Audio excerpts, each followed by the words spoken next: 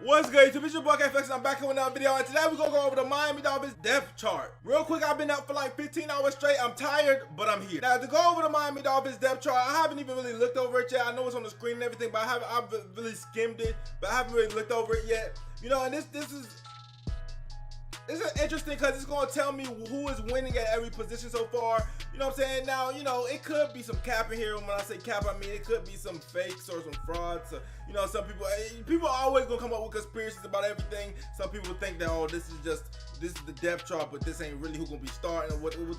How I'm looking at it is these are who are winning the battles at every position. Now, the depth chart usually standard is supposed to be, listen, you have the order. Number 1, number 2, and number 3. Whoever's number 1 is the starters, whoever's number 2 is the second string, and so on and so forth. However, for somehow, some way, the Miami Dolphins or whoever made this depth chart was allowed to put or on certain positions. So, for instance, when you look at the running back, you can see Drake or Balaj, and I hope y'all can read this, but you can see Drake or Balaj, which meaning that either one of them could start, which means Week 1 versus Atlanta, which I don't understand how you get away with that. I don't know how you are able to put or in a depth chart. It should just be 1, 2, and 3, but whatever. So some of these things I just don't know yet. All right, we still don't know running back. We still don't know tight end because it says or. All right, now I can assume that the first name is probably the person that's gonna be starting, but I'm not quite sure. Now, to get into the depth chart in itself, which I've been waiting for a while, okay? Because there's a lot of speculation, and we're going to talk about it a little bit, okay? So, getting into the offense first. Hopefully, y'all can read this. Like I said, this is as big as I can make it. Changes coming to the videos real soon, though. I'm not always going to be at this desk. I'm not always going to be, it's not always going to be this format. Coming real soon, trust me. But let's get into these. As I can see, the starting receivers, Kenny Stills, Devontae Parker, and Albert Wilson. I love the receiving core. Obviously, Albert Wilson is a little hurt, so I don't know how long he will be playing in the first preseason game, which I can't wait for, by the way. But yeah, he's still a little gimpy. Well, I don't say gimpy, but he's still, you know, not all the way 100% recovery. He's not 100% practicing with the team. All right, at left tackle, I obviously got Laremy Tunsil. Left guard, you have the rookie. Center, you have Kilgore. Right guard, you have Jesse Davis. And right tackle, you have Mills. Okay, now the line is despicable.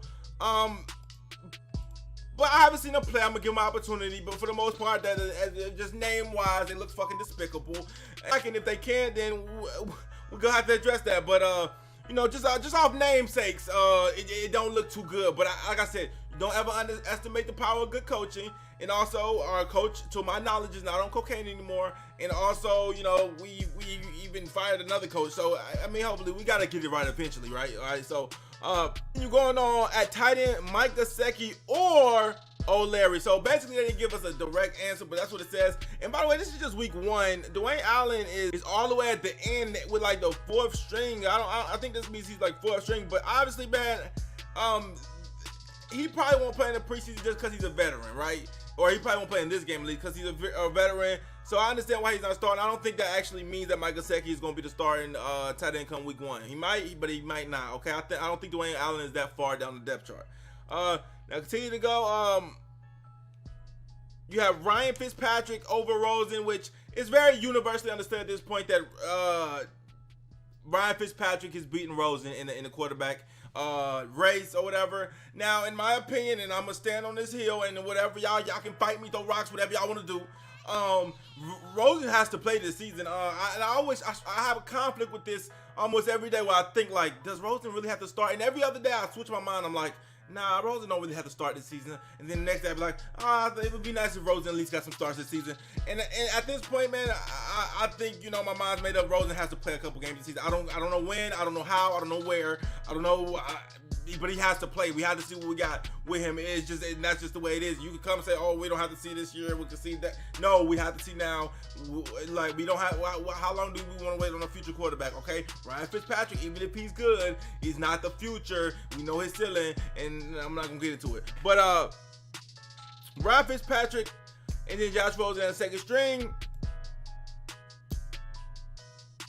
Now on to defense. All right, defense. You have Charles Harris at defensive end. You have Christian Wilkins at defensive tackle, Devon Godchild at defensive tackle, and Tank Carradine at defensive end.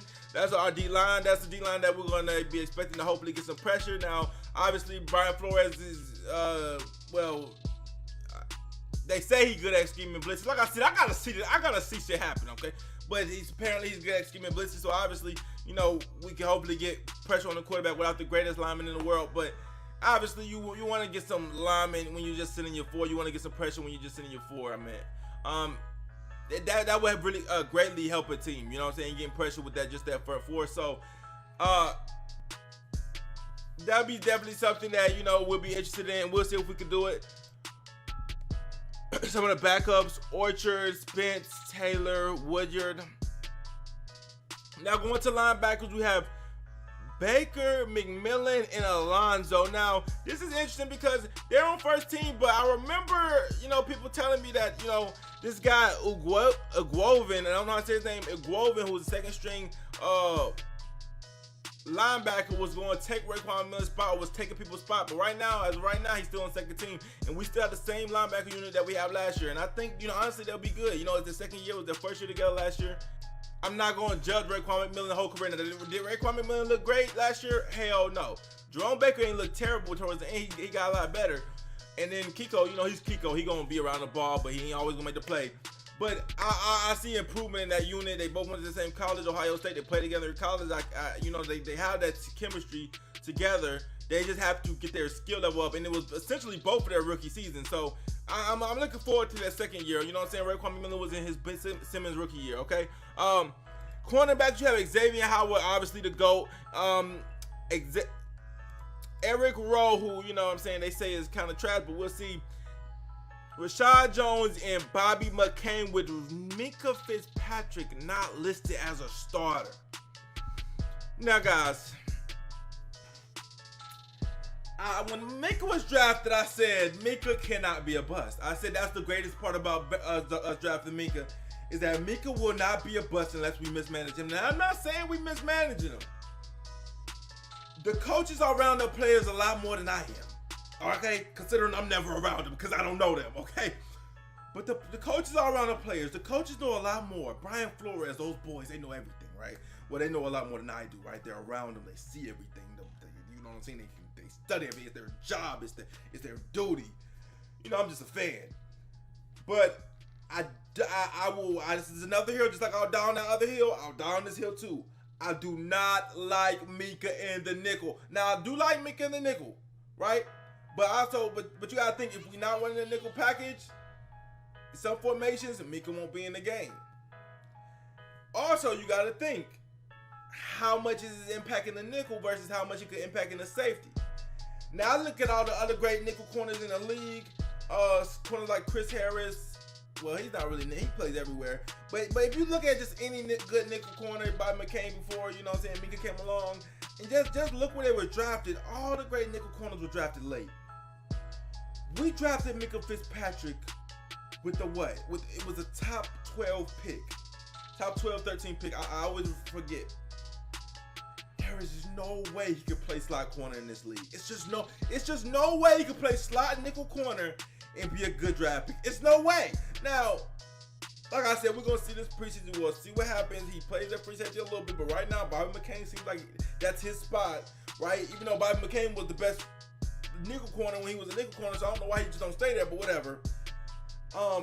I just don't think, and obviously, a nickel corner's impact is bigger than maybe I take it for, but I don't think it's as big as a safety. And like I said, I just don't think you ever draft a nickel corner that early under any circumstances. And this is not the same people that drafted him, so maybe they don't have the same vision for him as maybe Adam Gase or whoever drafted him, moving him to safety. Maybe they say, we're keeping him in nickel, in which case it just wasn't a great pick. I just hate it, okay? He's going to be a great nickel for years to come, but would he have been more impactful at safety? Would he have been better at safety? Would it have been more, could he have been an all-time great safety? You know what I'm saying? And that's always going to be a question, so I don't know how I feel about him not being free safety, but I feel like if he was a leader free safety, obviously he would be there, right? They wouldn't just keep him as he wouldn't say, hey, keep playing nickel. So maybe safety isn't his thing, in which case he just wasn't that great of a pick. Honestly, he just wasn't, okay? Going down the kickers, you have obviously Jason Sanders, Matt Hawk. You have Denny the long snapper, and then Jakeem Grant, the punt returner and the kick returner. And that is the Miami Dolphins official depth chart, ladies and gentlemen, for the first preseason game. There's not too many surprising stuff on here. Only thing that really, you know, is kind of like, okay, what's going on is the Minkah Fitzpatrick situation, whether or not you gotta see how much snaps he's gonna be getting, just how much of an impact of what is his role in this offense. Obviously, you know, I mean, in his defense, that's my biggest thing is what is his role in this defense? How many different places is he gonna be playing? How big is his impact gonna be, or how much opportunities is he gonna get to make an impact on the game?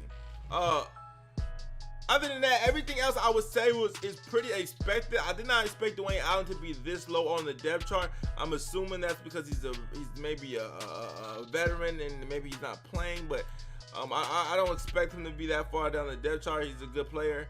Also very interesting to see what Walton can do. Mark Walton. Also, obviously, we drafted, and people forget. You know, we have Kenneth Dobbs, we have King Drake, we have Mark Walton. We also drafted Gaskin, right? So it's gonna be interesting to see what Gaskin could do.